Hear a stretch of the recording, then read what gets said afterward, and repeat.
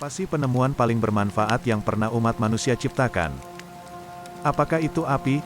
Tanpa panas dari api kita tidak bisa bertahan hidup di zaman es, dan menempa senjata besi untuk melawan predator. Tanpa api, kita tidak bisa memasak daging mentah yang mana kandungan protein pada daging membantu perkembangan otak kita. Ataukah sistem kepercayaan? Tanpa kekuatan rasa percaya pada barang seperti emas atau kertas bermaterai yang nilai asli barangnya tidak setara dengan nilai kebermanfaatannya, tidak mungkin tercipta alat tukar atau uang yang membuat manusia bersatu. Setelah ribuan tahun di bawah sistem kepercayaan yang menitikberatkan pada keyakinan dan kepatuhan absolut kepada otoritas agama dan kerajaan, dengan perbudakan sebagai oli pembangunannya, cara berpikir manusia mengalami perubahan besar-besaran pada masa Renaissance, di mana pikiran manusia tercerahkan dan terbebaskan, berani mempertanyakan dogma, dan menguji apa yang dipercayai sebagai kebenaran. Perubahan radikal pada cara berpikir manusia dari percaya ke bertanya itu menghasilkan lompatan peradaban yaitu revolusi industri.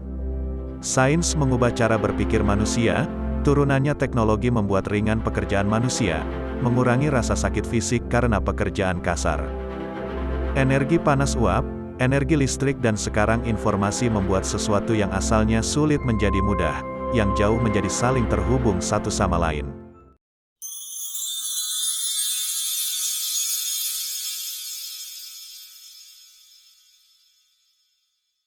Smartphone berkamera puluhan megapiksel, laptop MacBook terbaru, software canggih atau kecerdasan buatan dan turunannya deep learning.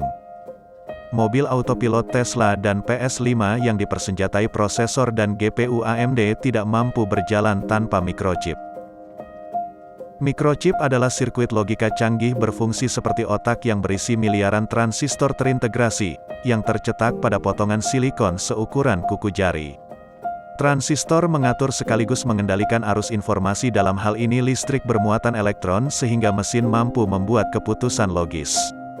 Produsen microchip lebih dari 5 perusahaan dan yang kita kenal dan paling besar daripada itu adalah TSMC, Samsung dan Intel. TSMC yang merupakan pemasok Apple, fokus pada produksi dan desain microchip logika sedangkan Samsung lebih berfokus ke chip memori. Teknologi desain chip Intel tertinggal dibandingkan kompetitornya. Sampai saat ini, TSMC dan Samsung sudah mampu membuat microchip dengan ukuran node transistor kurang dari 5 nanometer, tetapi Intel masih berkutat di produksi microchip 7 nanometer.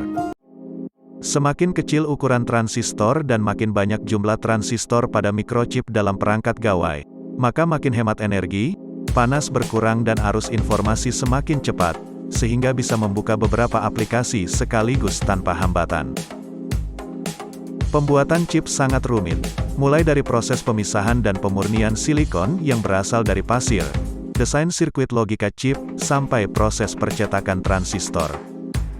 Dan di antara semua itu, proses tersulit dengan kompleksitas sangat tinggi adalah perakitan mesin EUV litografi, atau pencetak transistor yang memakai sinar jenis ekstrim ultraviolet.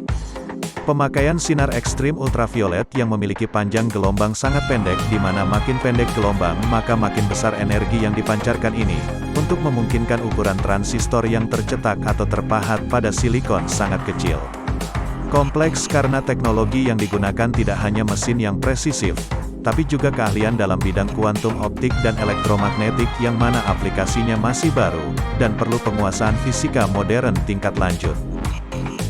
Produsen dari mesin pencetak rangkaian node transistor, cuma 2, ASML dan Nikon. Hanya ASML yang bisa merangkai mesin ekstrim ultraviolet litografi. Bisa dimaklumi, ketika terjadi transformasi digital besar-besaran, yang salah satu penyebabnya didorong pandemi, permintaan chip sangat besar, sedangkan suplai chip sangat terbatas yang menyebabkan kelangkaan chip dan inflasi barang elektronik.